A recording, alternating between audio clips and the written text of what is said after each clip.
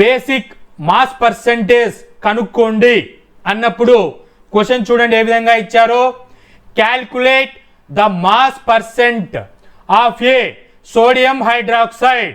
Sodium hydroxide అంటే NaOH యొక్క mass పర్సెంటేజ్ని found out చేయండి అని అంటున్నారు. In a solution prepared by dissolving 20 grams of NaOH in 180 grams of water.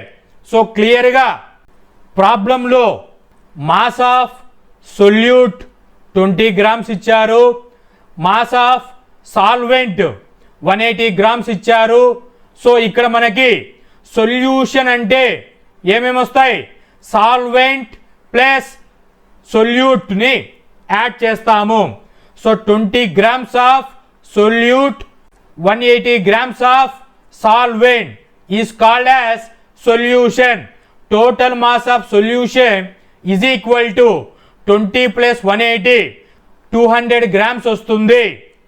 ఫార్ములాలో వీటిని apply చేయండి.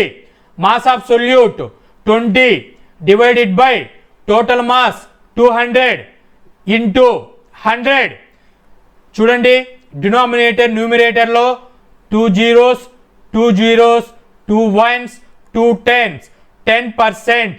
అంటే 20 grams ఆఫ్ NaOH అనేటువంటిది 180 grams ఆఫ్ వాటర్లో డిజాల్వ్ అయినప్పుడు NaOH యొక్క ఎంత మాస్ పర్సెంటేజ్ అంటే 10% మాస్ పర్సెంటేజ్ అని ఈ విధంగా ప్రాబ్లమ్స్ను బేస్ చేసుకొని క్యాలిక్యులేట్ చేయాలి.